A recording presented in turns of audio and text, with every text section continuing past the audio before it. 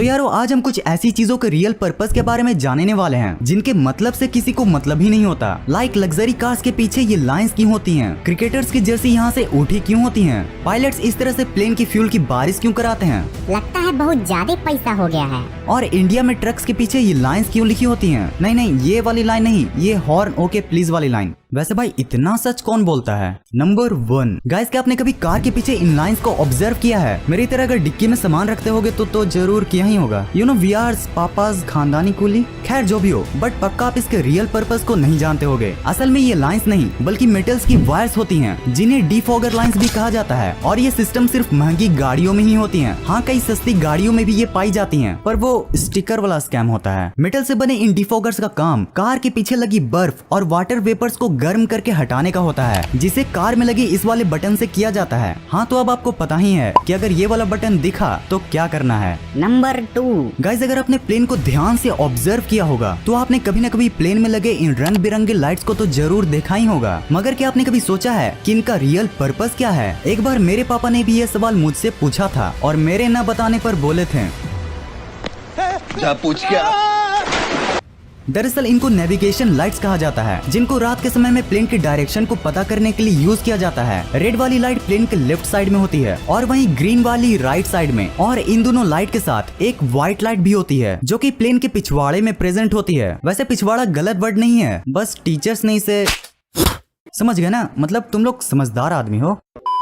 अब रात में इन्हीं लाइट्स को देखकर दूसरे प्लेन्स और हेलीकॉप्टर्स को पता चलता है कि बगल वाली प्लेन का डायरेक्शन लेफ्ट साइड है, राइट साइड है या फिर सीधा उसी एयरक्राफ्ट की तरफ है। नंबर 3 गाइस, अब अगर प्लेन्स की बात कर ही रहे हैं तो क्यों ना पायलट्स की इन चिकनेपंती शेप की भी बात कर ही लें। क्यों भाई, कोई पायलट दाढ़ी क्यों नहीं रखता? तो जैसा कि हम जानते हैं कि जब प्लेन 14,000 फीट की ऊंचाई से ऊपर जाती है तो हमें प्लेन के अंदर ऑक्सीजन मास्क को लगाने की जरूरत पड़ती है और उसी ऑक्सीजन मास्क को पहनने में पायलट्स को कोई दिक्कत का सामना न करना पड़े, इसीलिए वो बने रहते हैं। हाँ, बहुत से एयरलाइंस में पायलट्स को मूंछ और छोटी छोटी दाढ़ी रखने की इजाजत होती है, बट भैया आप पायलट बनकर KGF वाले यश का मजा नहीं ले पाओगे।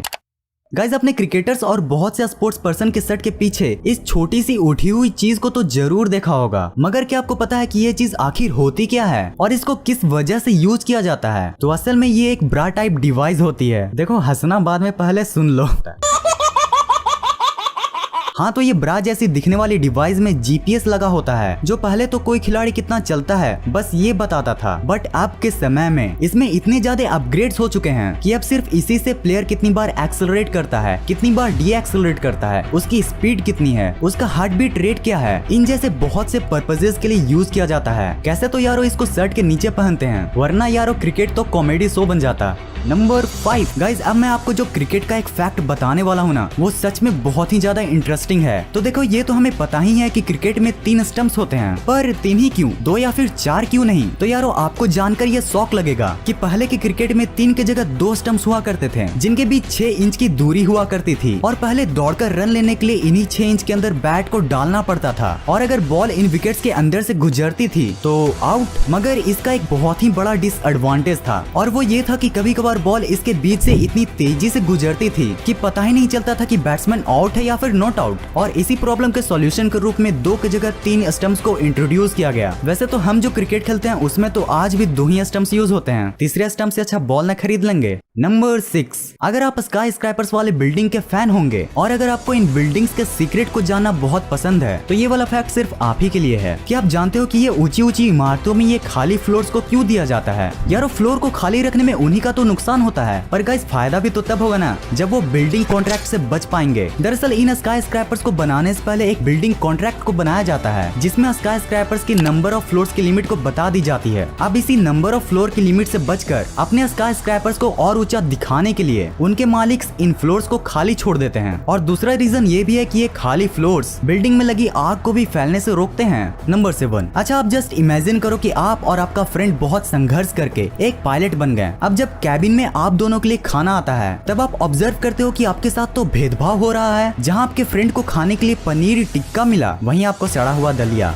अब गलती से भी इस भेदभाव के लिए आप धरने पर मत बैठ जाना, क्योंकि एयरलाइंस में ऐसा करना बिल्कुल कॉमन है और ऐसा करने का एक लॉजिकल पर्पस भी होता है। दो पायलट्स को सेम खाना इसलिए नहीं मिलता ताकि अगर किसी खाने में कुछ मिलावट हो तो वो सिर्फ एक ही पायलट पर अपना असर छोड़ पाए, क्योंकि भले ही प्लेन ऑटो पायलट मोड पर भी चल सकता है, पर ये स्ट्रिक्ट रूल है कि कैबिन में एक पायलट तो होना ही होना चाहिए। नंबर 8, आपने अगर कभी इस तरह की वीडियोस को देखा होगा जिसमें एयरप्लेन से फ्यूल को निकाला जाता है, तो आपके मन में सबसे पहला ही ख्याल आया होगा कि क्या ये वीडियो रियल है, और अगर रियल है तो प्लेन का पायलट पागल तो नहीं हो गया। वेल गाइस, ये वीडियो पूरी तरह से रियल है और प्लेन से फ्यूल को बाहर निकालने के इस प्रोसेस को फ्यूल डंपिंग कहते हैं, और पायलट्स को ऐसा तब करना पड़ता है जब प्लेन का फ्यूल पूरी तरह से खत्म नहीं हो पाता। ऐसे ये बहुत से कारणों से हो सकता है, लाइक किसी मेडिकल सिचुएशन की वजह से प्लेन को जल्दी लैंड कराना पड़े, या फिर एयर की डायरेक्शन की वजह से फ्यूल कम यूज हुआ हो। देखो गाइस, एयरप्लेन का वेट हमेशा लैंडिंग के समय टेक ऑफ के वेट से कम ही होना चाहिए ताकि वो बिना एक्सीडेंट्स के लैंड हो पाए। अच्छा, जब इतने बड़े अमाउंट में प्लेन से डेंजरस फ्यूल की बारिश कराई जाती है तो फिर क्या लोगों को इससे कोई हार्म ही नहीं पहुंचता? वेल गाइस, जरूर पहुंचता है। इसलिए फ्यूल डंपिंग के प्रोसेस को बहुत ज्यादा हाइट पे किया जाता है ताकि फ्यूल हवा में ही वेपराइज होकर खत्म हो जाए। नंबर 9, क्या आपको ट्रक की वो फनी लाइंस याद है जो कुछ ऐसी हुआ करती थी? अब देखो, ये लाइंस तो बहुत अलग अलग तरह की हुआ करती हैं, पर जो एक कॉमन लाइन जो हर ट्रक में लिखी होती है वो है हॉर्न ओके प्लीज। तो यारो, हॉर्न प्लीज का मतलब तो हम लोग जानते हैं कि अगर आपको ओवरटेक करना है तो हॉर्न दीजिए, पर ये बीच वाले ओके का क्या चक्कर है? तो वर्ल्ड वॉर सेकंड की एक थ्योरी के अनुसार यहाँ पर ओके का मतलब है ऑन केरोसिन, जिसे वर्ल्ड वॉर सेकंड से ही बहुत से ड्राइवर्स यूज करते आ रहे हैं। ऑन केरोसिन का मतलब होता है कि ट्रक में डीजल के साथ केरोसिन भी यूज की जा रही है, जिससे पैसों की तो बचत हो जाती है, मगर उसमें आग लगने के भी चांसेस बढ़ जाते हैं। और गाइस, इसी प्रॉब्लम से डील करने के लिए हॉर्न प्लीज के बीच में ओके लगा होता है। नंबर 10, अच्छा, इन गोल मटोल घड़ियों को देखकर आपके मन में कभी ये ख्याल आया है कि ये क्लॉक हमेशा क्लॉकवाइज डायरेक्शन में ही क्यों घूमती है? मतलब यार, ये एंटी क्लॉकवाइज डायरेक्शन में भी तो घूम सकती थी, जो जब होता तो इवेंचुअली आज एंटी क्लॉकवाइज क्लॉकवाइज होता और क्लॉकवाइज एंटी क्लॉकवाइज। कितनी ज्यादा डीप बात है। तो मेरे प्यारे मित्रों, इस रहस्य से पर्दा उठाने के लिए हमें पहुंचना होगा मेडिवल टाइम्स के नॉर्दर्न हेमिस्फीयर में, जब इस सुई के डंडे से टाइम को नापा जाता था। अब जब इन सनडायल्स का नॉर्दर्न हेमिस्फीयर में यूज किया जाता था तो ये जो सनडायल है ना, उनके शैडो क्लॉकवाइज डायरेक्शन में घुमा करते थे। सो इसी वजह से जब मेडिवल टाइम्स में घड़ी का आविष्कार हुआ तो इन घड़ी के हैंड्स को भी इसी डायरेक्शन में रोटेट कराया गया। तो यारो, अगर आपने यहाँ तक वीडियो को देख लिया है तो प्लीज इस वीडियो को लाइक जरूर कर देना और चैनल को भी जरूर सब्सक्राइब कर लेना, क्योंकि ऐसी बहुत सी चीजें आने वाली हैं। इस कोविड के टाइम में आप अपना और अपने फैमिली का जरूर ख्याल रखें। इस वीडियो को यहाँ तक देखने के लिए दिल से थैंक्स फॉर वॉचिंग। गाइस, दुनिया में हर एक चीज को बनाने का एक पर्पस होता है, बट अनलाइक अदर्स, कुछ ऐसी भी इंटरेस्टिंग चीजें हमारे डेली लाइफ में प्रेजेंट होती हैं जिन्हें बनाया तो एक पर्पस से जाता है, बट उसके बारे में